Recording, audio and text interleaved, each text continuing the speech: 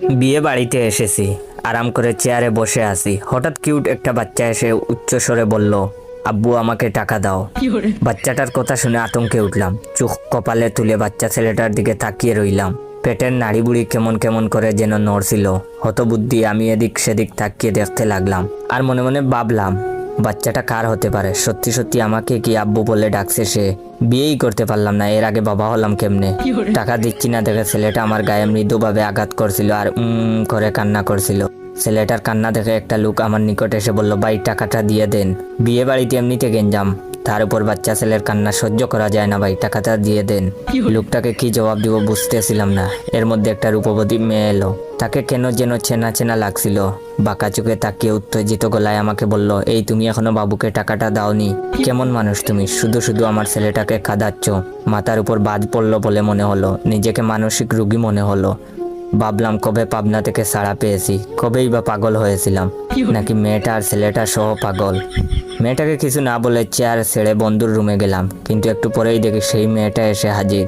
এসেই খেপা বাঘিনীর মতো রূপ নিয়ে চেঁচিয়ে বলতে লাগলো, কিপটামি কবে দূর হবে তোমার? সব জায়গাতে কিপটামা কিন্তু চলবে না।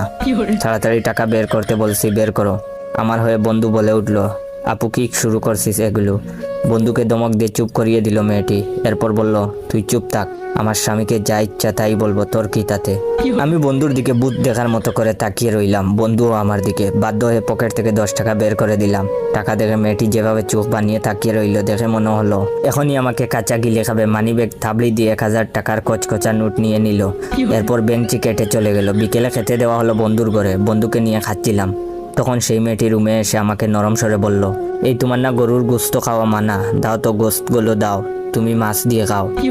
এটা বলেই সে প্লেট থেকে সবগুলো গোস্ত তার প্লেটে নিয়ে নিল আর আমার প্লেটে মাছের 2 টুকরো দিল। ওয়েট, ভিডিওটা শেষ করার আগে আমার অরিজিনাল টিকটক অ্যাকাউন্ট বাইসা বনফায়ার আর ইউজার নেম ইয়োর জয় অ্যাকাউন্টটাকে ফলো দিয়ে রাখবেন। আর হে, এই ভিডিওতে কয়েকটা কপি লিঙ্ক আর কমেন্ট করবেন। আর লাইক দেওয়া কি হয়েছে? লাইক দাও তাড়াতাড়ি। মেয়েটার আচরণ দেখে আমার বন্ধু হা হয়ে গেল আর আমি হতবম্ব নির্বাক হয়ে প্লেটের মাছের দিকে তাকিয়ে রইলাম। ভাবলাম বিয়ে খেতে তো আসিনি, ফেক বউয়ের জ্বালাতন সহ্য করতে আসছি। এটা যে কোন গন্ডারের বউ আল্লাহই ভালো জানেন। সেই ব্যক্তি এই পিসকে সহ্য করে কেমনে? সন্ধ্যা পর মেয়েটা আমার হাত ধরে বরপক্ষের মেয়েদের আত্মীয়দের সাথে পরিচয় করিয়ে দিল। বলল, এটা আমার স্বামী, 6 মাস হলো বিয়ে করছি। সে আমেরিকাতে ইঞ্জিনিয়ারিং কাজে ব্যস্ত থাকে। আমার খালাতো বোনের বিয়ে খেতে আসছে ছুটি নিয়ে। মেয়েটার চাপাবাজি শুনে মাথা বন বন করছিল, চরকির মতো ঘুরছিল।